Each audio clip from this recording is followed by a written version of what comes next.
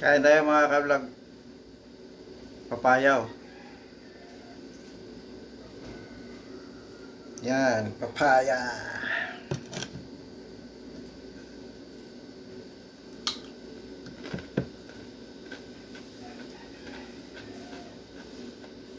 Habang kumakain mo, manood muna tayo ng kaganapan sa Pilipinas, mga ka-vlog.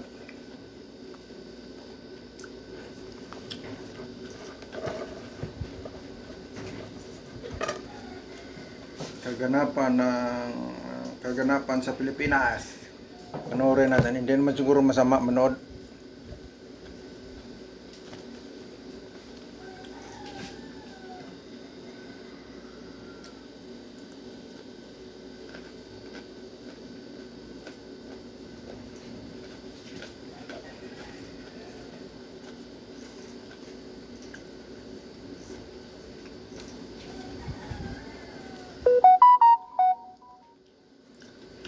Maayong adlaw sa tanan, no? Alam niyo, in due respect, Vice President Sara Duterte, no? Hindi ko lang alam kung saan mo isinaksak, no, ang kakapalan ng pagmumukha mo para sabihan mo ang aming mahal na Pangulo na si President BBM na ikulong yung sarili niya. First and foremost, ikaw ang may issue sa paglulustay sa mula sa kaban ng bayan. Okay? Pangalawa, si PBBM ang nag-expose regarding itong nangyari sa DPWH, okay? Nang pinagmulan pa nito, time pa ng tatay mo. Okay? Ang kapal naman ng pagmumukha mo, no? Alam mo, sa totoo lang, wala namang Sino kaya itong babae na to? Na tao. Pero ikaw, yung kapatid mo, no? Ang galing-galing mag-name drop ng tao, but actually, you are describing yourself. Okay? Okay. Tulad niyan, tatawagin yung bangag si PBBM. Bakit? Sino ba yung bangag? Okay? Sino ba yung bangag na dating nagwala sa katalunan dahil sa sobrang high at pati yung aso pinamamaril? Okay? Sino ba yung bangag na naunahan lang ng tricycle, nanapak ng tricycle? Sino ba yung mga bangag na hindi pwedeng maunahan ng sasakyan? Dahil naghari-harian kayo dito sa Davao City. Akala mo kung sino kang magpalinis? Malinis ka? During your time as mayor dito, ha? Grabing galit ng babae na to. Alam niya talagang pangyayari.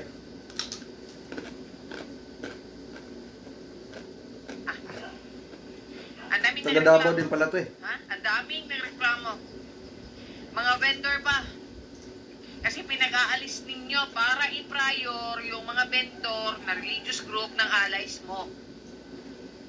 Sa totoo lang. Ha? Ngayon, yung mga kaibigan ko dito sa Davao City, anong sabi nila? Ang mahal ng business permit.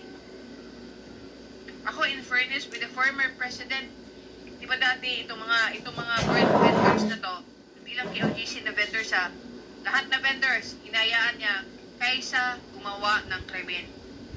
Tapos kayo magkakapatid, ano? No? Sa totoo lang, ang daming problema dito sa Davao City. Itong mga regarding sa mga business permits are all favor sa mga allies ninyo. Halos lahat na negosyo dito inyo, hindi lustay. Sa totoo lang, ang kapal na mukha mo. Sa totoo lang, no? Tapos ngayon, anong gusto mo? Maging president ka, tapos anong gagawin mo? Ipalabas palabasin si Tebes. Okay? Palabasin yung pastor. Palabasin yung lahat ng mga allies ninyo na mga kriminal. Tapos ngayon, ano pang yung i-absuelto si Diskaya. Kasi yan si Marcolita, no, yung putang inang senador na yan, no, INC, ako nire-respeto ko sana yung INC, pero alam mo yung ginagawa nyo, no? I hope that this is not true. Kasi nakakatismaya. Kasi kung si Marcolita yung kanilang kinampihan, asa na yung kredibilidad ng INC? Halatang halata na si Marcolita is gusto niyang maabsuelto si Diskaya dahil utos nyo. O utos nyo ni Bongo. Dahil ikaw, takot na takot kayo na maungkat ang mga baho at kakurapan ninyo. Yan yung totoo. Vice President Sara Duterte. Okay? Sa time ni Pipi Lenny, no? Nilagyan ng integridad ang Office of the Vice President. Pero binababoy nyo si VP Lenny sa mga putang inang trolls mo. Okay? But still, the former Vice President, no, is tumayo at nanindigan. Natapos yung term niya as Vice President na napakalinis ng Office of the Vice President. Nang pumasok ka, kasi spoiled brat ka eh. During sa time sa tatay mo, gusto mo ikaw ang nasunod. Alam mo yun, no? Ako yung nangyayari, no? Na kakaumpisa pa lang, kakapanalo pa lang ni BBM, may oposisyon na. At pinamunuan ng kapatid mo, ang bunsong kapatid mong big and weak, no? Alam mo siguro yun eh, di ba? Di ba? 3 years lang si PBBM. Di ba yun ang gusto nyo? 3 years lang si PBBM. Kaya maaga pa lang ang destabilization plan nyo kay Speaker Romualdez. Inagahan nyo yung paninira. Di ba? Di ba pati si Mel Robles, meron kayong ano doon, meron din kayong script nun? Dahil sa time ni Digong, ang dami niyong korupsyon sa PCSO, kayo yung totoong gumagawa na nananalo na wala naman talagang tao. Dahil kayo ang totoong certified na mga korap. Eh kung kayo nga nag-aaway, di ba? Nag-aaway kayo.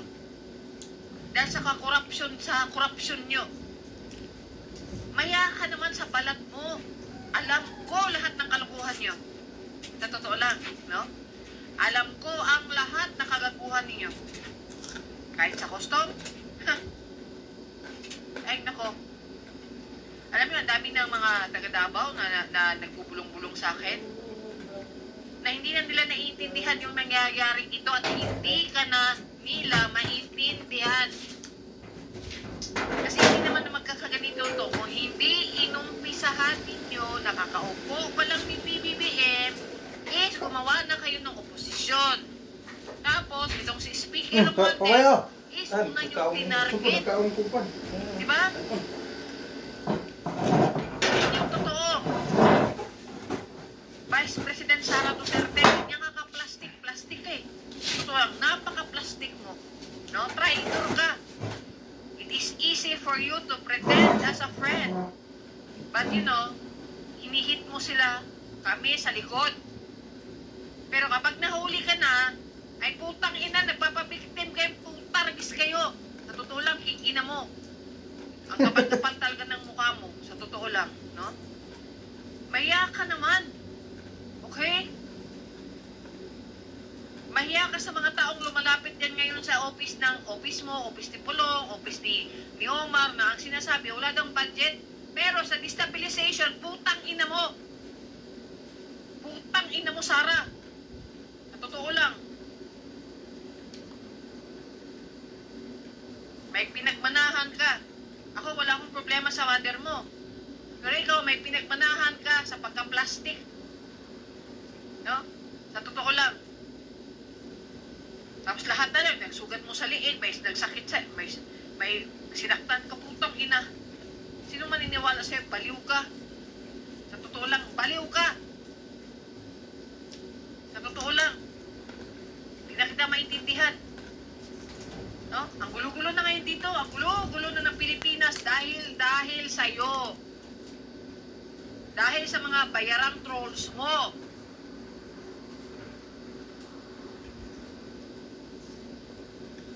Kaya nag-away kang ni Bongbong kasi palabon na yung sindikato. Sino mas sindikato? Sino yung mas mayaman? Di ba? Mas marulang ni si Bongbong kaysa sa imuha. Kay may pagkakwangkul man ka, kulang-kulang man ka. Una usay, may isahan ka ni Bongbong. Ana ng realidad ay. Huwag kasi mo magilong ka, pagtrabaho, yawa ka.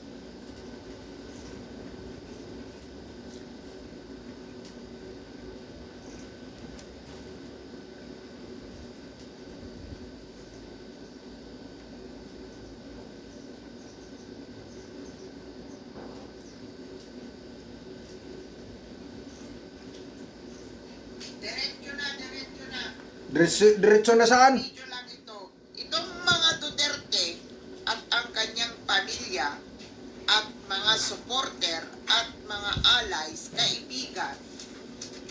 Itong mga Duterte Balahura supporter, galit na galit daw sila. Galit na galit. Kung binabastos ang puon nila, ang mga puon nilang Duterte. Pero, nakakapagtaka, anong klaseng hayop kayo kasi hindi kayo tao. Pumapalakpak kayo tuwing nagmumura sa harapan ninyo at sa harapan ng mga tao si Sara Duterte. Pinupuri ninyo siya ng sobra-sobra. Tapos, ito pa ang masakit. Sobrang pumapalakpak kayo at humahalakhak ng napakalakas nung minura ni Digonggo ang Panginoong Diyos. Anong klaseng tao o hayop kayo? Hayop lang ang pwedeng gumawa niyan na pumalakpak at humalakhak noong panahon na minura-mura ni Digonggo ang Panginoong Diyos. Hayop lang ang pag-uugali ang isang tao kapag pumapalakpak na nagmumura at nang aalipusta sa harapan ng mga tao. Tignan ninyo ang mga mag-aama mula Digong, Sara Duterte, Pulong Baste. Tignan ninyo kung paano kayo, tayong lahat, balahurain. Kung paano manira si Sara Duterte at Digonggo. Pero kayo, mga tangang Duterte Balahura supporters, pinalakpakan ninyo, pinabalakpakan at humahalakhak kayo. At ito lang ang masasabi ko, kayong mga DDS. Hindi pwede na magiging tama ang mali. Ang mali is mali. Kaya hindi dapat ninyo konsintihin si Digonggo na nagmumura sa Diyos at si Sara Duterte na nanghihila at naninira sa gobyerno na wala nang ginawa, sinasahuran ng mga Pilipino para manira lamang sa gobyerno. Anong klaseng vice-presidente ang meron sa bansang Pilipinas? Kaya dapat tuldukan na ang mga Duterte. Mga vlog, nanonood lang ako Hindi, nanonood lang ako sa magandang mga reaksyon.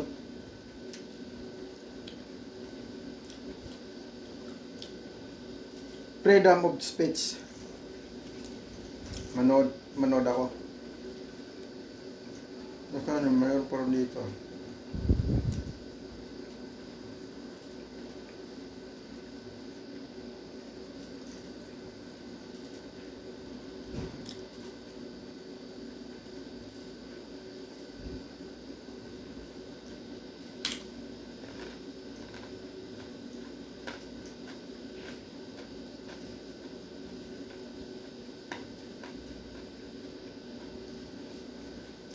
Wala.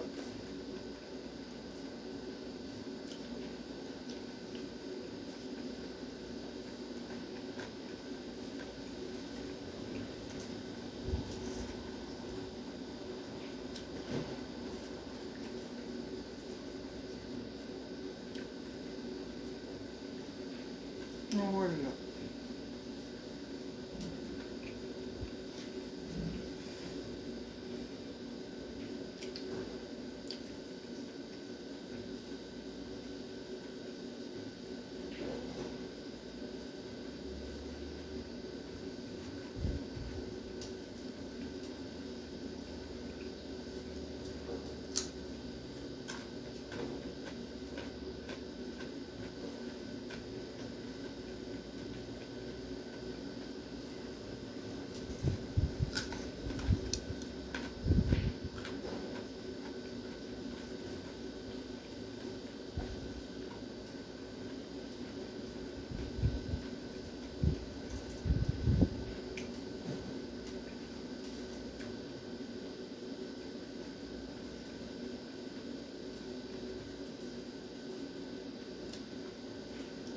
Ay, ito pala. Straight to the point. Sa tingin mo, makakauwi pa ba si Digong sa Pilipinas?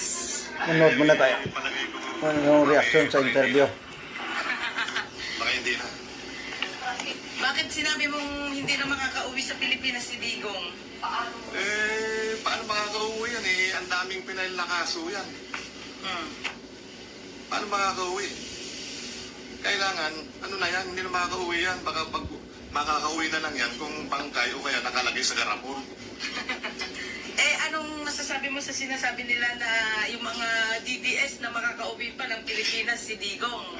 Paano yung mga utak ng mga DDS kasi, mga utak mga talangkayan eh. Ang pinapaniwala lang mga Nanood DDS, lang ako mali. mga vlogger. Dapat yan, ang paniniwalaan nila, panonorin nila yung tama, hindi yung panonorin lang nila, puro mali. Ayan, so sa tingin mo, yung paghuli kay Digong, legal ba o illegal? Legal. Bakit? Legal na legal. Bakit mo nasabi, sir? Bakit? Ang ICC ba at saka Interpol manghuhuli ng mga illegal yan? Kung baga sa ano yan, pulido na yan. Ang tagal nang niluluto yung kaso na yan, 2017 pa lang. Ano na yan, niluluto na yan. Kaya legal na legal yan. Bakit manghuhuli pa ng ICC na illegal? Hindi yan. Yung sinasabi nilang walang warrant of arrest. Naku, anong warrant of arrest? Ano ba yun? Ano ba yung Interpol? Manghuhuli ba na walang warrant of arrest? Meron yan. Hindi pwedeng manghuhuli ng Interpol na walang warrant of arrest. Kaya nga may warrant na, huhulihin ka na eh. Pinagsasabi kasi nila na illegal daw yung panghuli ni Tory kay Digong. Paano magiging illegal nga? Isang na nga mismo nagsasabi na, nasaan na yung ICC? Punta na kayo rito, ulihin nyo na ako. Baka hindi nyo na ako maabutan na ganito, nabuhay pa. Ano ba, illegal ba? Isang na nga mismo nagsasabi. Isinusuko niya lang yung sarili niya, di ba? Kaya nga, sir. Yung pinagbibintangan nila si Pangulong Ferdinand Marcos na siya yung nagpahuli kay Digong. Ay hindi yung mga nagbibintang kasi niyan, puro mga walang ano yan eh, walang alam eh. Paano siya nagpahuli kay Digong eh? Hindi naman nang siya nagpahuli. Ang nagpile talaga ng kaso yan is si Trillanes. Tama. Oo, si Nung Trillanes. ano pa yan, 2017 pa yan. Kinail na ni Trillanes yan. Paano si ano ang nagpahuli dyan? Hindi pa nga sa presidente, nakasalang na yung kaso-kaso niya na yun. Pinagbibintangan kasi si PBBM na siya daw ang nagpahuli, siya daw ang mastermind. Hindi naman huwag kayo maniniwala doon sa bali-balita na ganyan. Ang naniniwala lang dyan, yung mga walang alam. Kasi wala nang alam eh. Yung din na alam nila, halimbawa yung alam nila, mali. Wala nang alam nila, di yung mali na lang maniniwalaan nila dyan. Kasi wala nga silang alam eh. Yung sinasabi pa nila, sir, na bakit daw sa Netherlands, sa dahig daw, nililitis ang kaso ni Digong, hindi daw dito sa Pilipinas. Naku, ang daling sagot niyan. Dapat lang talaga nalilitisin doon sa Netherlands yung kaso ni Digong dahil simple lang sagot yan. Doon ipinail yung kaso sa ICC. Bakit ba? Halimbawa, dito mo pinail dahil nung dito sa Manila ang kaso, doon lilitisin sa Bulacan. Hindi kung saan pinail yung kaso, doon lilitisin niya. Kaya nga yun May yung punto. pinapalabas ng mga DDS na Very good. dapat daw nilitis daw muna dito sa Pilipinas bago sa Dahig. Yun palang explanation dun, sir. Oo, kung saan doon pinail yung kaso, doon lilitisin talaga yan. Ay, anong masasabi mo na lang sa mga DDS na hoping pa na makakauwi ng Pilipinas si Duterte? Hindi na hoping lang sa walang alam yan. Mga utak talangka lang yan man nag-hoping pa na makakabalik si Duterte. Ang daming kaso at saka doon na nakapail yung kaso. Hindi na pwede makakauwi yan. Ang mag-ano na dyan, ang mag-ano na talagang magde-decide na dyan kung ano, doon na sa Netherlands yan. Nandun na yung kaso sa Netherlands. Paano pa makakauwi yan? Sir, anong comment mo sa sinasabi din nila na kaya daw ni PBBM na i-save si Digong dapat? Hindi na daw sana ipapahuli pero pinahuli pa rin ng administrasyon ni Pangulong BBM. Kung sa tutuusin talaga yan, kung kaya. Ikaw pa naman, pagsasabihan mo yung presidente na bangag, adik, tapos pag nagkaroon ng problema ngayon, tutulungan ka na pinagsasabihan mo ng adik, bangag. Hindi Maski ikaw pa naman tutulungan mo yung naninira sa'yo pagdating ng may problema si Digong. Hindi ko sa tutulungan. Sa una pa lang, pinagsasabihan ako pupugutan ako ng ulo. Death threat, ganyan. Papapatay niya ako. Pwede pa siguro, kung hindi sila nagsalita ng ganyan, pwede pang tumulong yung presidente. Una pa lang, matake sila ng matake. Ikaw pa naman, kakampir mo yung tumira ng tumira sa'yo. Hindi ko kakampihan. Hindi ko tutulungan. Pwede pa kung hindi nila ako. Sabihin na ganyan. Anong masasabi mo kay Roque na hanggang ngayon binabatikos pa rin si PBBM sa pagkahuli ni Digong? Hindi, sa totoo lang, dapat ang pagsabihin nila si Roque na bring home Roque. Bring Roque home. Oo, dapat Bring isang Roque pagsabihin home. nila ng ganyan, hindi si Digong. Tumakbo na nga Dapat yan ang pagsabihin nila na bring him, siya ang pagsasabihin si Roque na uwi ng Pilipinas, hindi si Digong. Anong comment mo, sir, sa per month ng attorney ni Duterte na 140 million million. daw? Sabi nila daw na walang pera ang mga Duterte. Paano nangyari yun na... Yan ang mali. Bakit sila makaka-afford na ganyan ang attorney nila kung wala silang pera? 140 million isang buwan, halimbawa, ang bayad kay attorney ni Digo. Magbalak pa daw magdagdag ng 2 attorney. Naku, sa bagay, marami naman sila siguro na ipon nung during ng administrasyon nila, kaya meron silang panggastos. Ganun lang yan Anong masasabi mo sa war on drugs ni Pangulong Duterte? Ang war on drugs, si Peggy lang yung war on drugs ng Duterte. Kaya yung war on drugs niya lang, front niya lang yan, para hindi mahuli sila na sila ang talagang sila ang tunay na mga drug syndicate. Lang yan, front niya lang yan. Bakit? Mayroon pa silang napatay na drug lord? Wala naman. Ang puro napatay nila, puro mga maliliit lang. Paano kung papatay nila yung drug lord? Wala na silang kikitain. Wala na magbibigay ng drug lord ng pera sa Duterte. Ang talino mo, kuya. Kasimple yan Ang talino mo talaga. Kaya puro maliliit lang ang pinapatay. Kaya marami ang nagsasabi na war on lies lang daw yun. Oo, ano lang yan. Parang propaganda lang yan. Parang front niya lang yung drug anwar. Pero yung drug anwar niya, peke yan. Dahil sila talaga lumalabas na sindikato ng droga. Mga mastermind. Oo, mga mastermind. Regarding West Philippine Sea, sir, anong masasabi mo sa mga DDS na pabor na yung China yung West Philippine Sea Magiging province of China. Hindi sa atin yan Pag mo ibigay sa China, Tama, sa atin yan. West Philippine Sea na yan. Sinong lumalabas ngayon na dumidepensa sa West Philippine Sea? Hindi ba si Bongbong? Tapos sasabihin nila, weak leaders yan.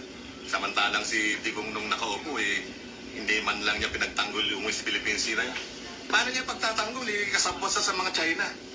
Mga puro China yung mga yan Paano pagtatanggol ng Duterte yan? Hindi may tama ka, kuya. Ang pagkaalam ko talaga dyan, mayroon talaga silang usapan dyan. Dahil ano yan eh, pro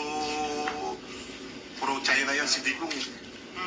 Sinasabi lang nila na wala. Ang dami nga nilang napatayo na struktura dyan sa West Philippines nung siyang presidente. Mayroon silang ano dyan, sabwakan dyan. Ang pagkaalam ko dyan, baka nga nakakuha na ng down payment, kumbaga eh. Parang utang ka lang sa motor eh. Baka nakakuha sila ng down payment na dyan eh.